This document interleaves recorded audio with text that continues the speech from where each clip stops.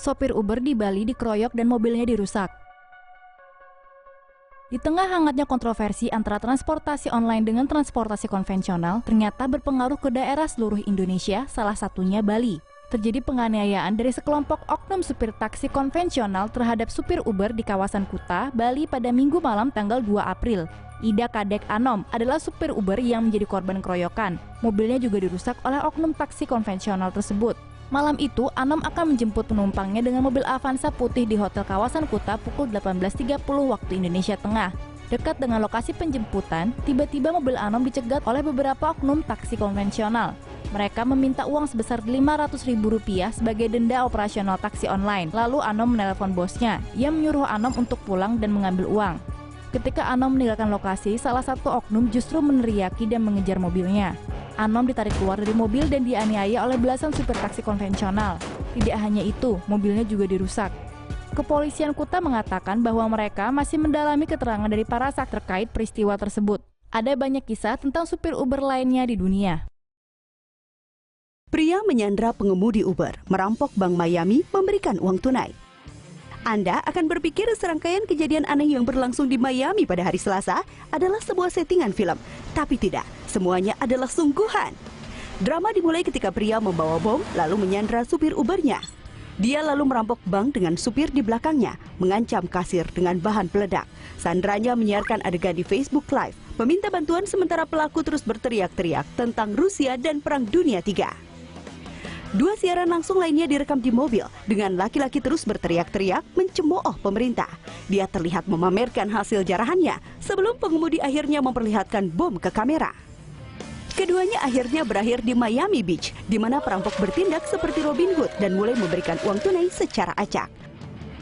Untuk mengakhiri harinya, ia kemudian memanggil polisi dan membuat dia dan pengemudi dibawa ke dalam tahanan. Bagian dari jalan harus ditutup dan regu bom dikirim untuk mengamankan daerah. Perampok kini bersama FBI dan menghadapi tuntutan, tapi pengemudi Uber akhirnya dilepaskan. Hari yang sibuk. Penumpang Uber membawa sopir yang tertidur melaju dengan kecepatan tinggi. Seorang laki-laki bronze berusia 20 tahun tertangkap mengendarai dengan kecepatan tinggi setelah membajak mobil ketika sopir Uber tertidur. Juan Carlos memperkerjakan sopir Uber Corey Robinson untuk mengantarnya 275 mil dari Pili ke sebuah perguruan tinggi di Herkimer. Selama perjalanan, Robinson mulai lelah, jadi dia bertanya kepada Carlos untuk mengemudi mobil sehingga ia bisa tidur sebentar. Robinson kemudian terbangun dengan sentakan ketika Carlos melaju dengan kencang di jalan raya. Ketika Robinson bertanya kepadanya, Carlos menjawab karena polisi mengejar mereka. Robinson menuntut Carlos untuk berhenti, tapi dia menolak.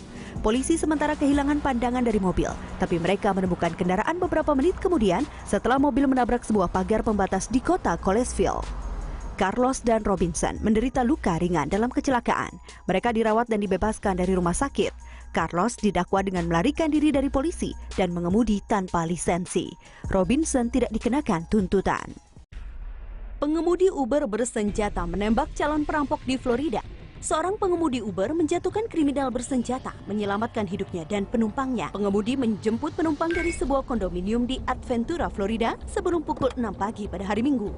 Mereka melakukan perjalanan ke Fort Lauderdale Airport ketika sebuah minivan yang membawa dua orang tiba-tiba memotong jalan mereka.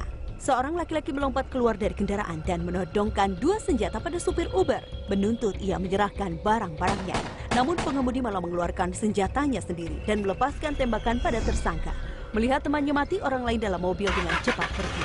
Polisi kemudian menemukan kendaraan dan dilaporkan mempertanyakan orang yang terlibat.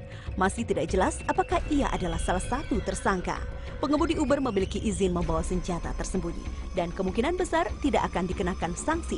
Namun pekerjaannya sebagai pengemudi Uber mungkin akan berakhir karena Uber dengan tegas melarang driver dan pengendara membawa senjata api ketika di dalam kendaraan. Polisi Atlanta menyelidiki perampokan oleh tersangka sopir Uber palsu. Puluhan ribu orang telah melihat postingan Facebook seorang wanita Florida, Taylor Cleary Corey, yang menuduh pengemudi Atlanta Uber menyerang kakaknya. Namun perusahaan aplikasi Uber dan sopir Uber tersebut mengatakan korban mungkin telah tertipu oleh sopir palsu. Bo Cleary meminta penjemputan Uber dekat bar Atlanta di Irby Avenue sekitar 2.45 pada hari Minggu. Dalam postingan Facebooknya, Adik Cleary mengklaim penumpang lain sudah berada di mobil Uber ketika kakaknya masuk. Bo Cleary mengatakan kepada polisi, pengemudi mengubah arah dan menuju 3.400 blok Peachtree Road sebelum kendaraan berhenti. Cleary mengatakan kepada petugas, ia kemudian dipukuli, dirampok telepon, uang tunai dan kartu kredit, kemudian dilempar dari kendaraan. Setelah itu di beberapa titik ia kehilangan kesadaran. Tersangka itu atau para tersangka kemudian diyakini telah melemparkan Cleary ke dalam selokan sekitar 8 kaki dalamnya.